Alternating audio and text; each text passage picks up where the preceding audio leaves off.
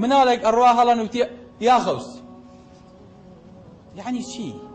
یعنی غەوسی بەغا تۆ لەوێەوە لە ژێر قەبرەکەتا مەترێ گڵێ بەسەرەوەیە فریای مناڵەکە نییە دەست بە باڵیەوە بگرێ. کاک ئەحمەدی شێخ دەست بە باڵتەوە بگرێ، نەمان بیستوە لەرەنەیە.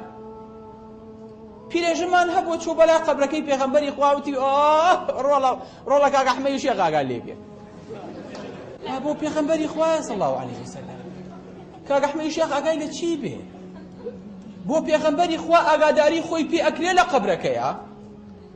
بۆ کە چوون قەبرەکەی هەڵبەنەوە نەچووە خەوی نورەدین زەنکی وتی نورەدین زەنکی فریام کەوە. ئێگە دەسەڵاتێکی وایە بۆ خۆی ئەی کرد.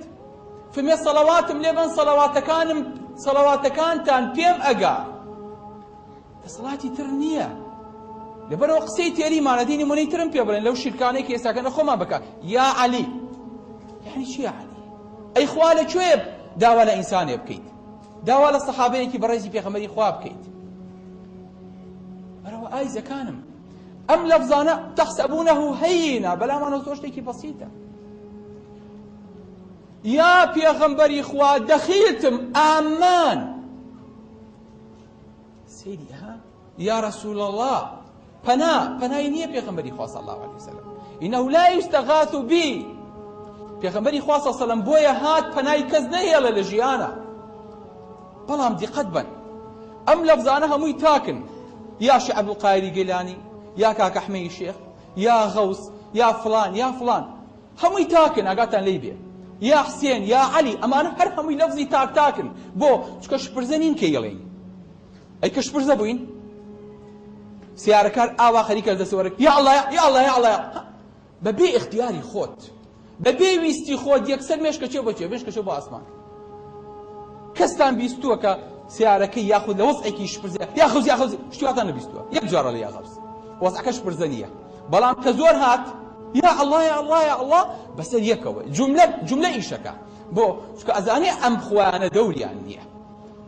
لەبەرەوە خۆشەویستەکانی من ئەبێ ئینسان واخوا بناسێ کە خوای گەورە خۆی پێناسانووە. بۆیە وإذا مسكم الضر في البحر ظل من تدعون إلا إياه کە چوونە ناو کەشتیەوە با ئەتان هێنێ و ئەتان شەکێنێ هاوار لە چیەکەن؟ تەنها هاوار لە خوای گەورە. فما بكم من نعمة فمن الله ثم إذا مسكم الضر چیەکەن؟ فإليه تجأرون. هەموو نیعمەتەکانتان لای خوای گەورەوە پێدراوە. کەس نەهاتووە مویە لە لەشی تۆیا بڕوێنێ هەمووی خوای گەورە پێی بەخشیوی کە زۆریشتان بۆ هاو ئەجا فإليه تجأرون. بۆیە ئینسان زۆر لە وەزعیفترەکە پەنا بە غەیری خوای گەورە بگرێ. بۆیە ئایزەکانم ئالێرانەیە غەڵەتی گەورە ڕووەدا. بۆیە ئەبینین لەناو تیارەیەکە کە تیارەکە شپرزا بێ و یە بەم لەولایە هەرچی سەرنشینەکانە بە کافر و مسڵمانەکە ئۆ مای گاد هەمووی هاوار تەنها لە خوای گەورە ئەکە. هاوارێکی تر نییە.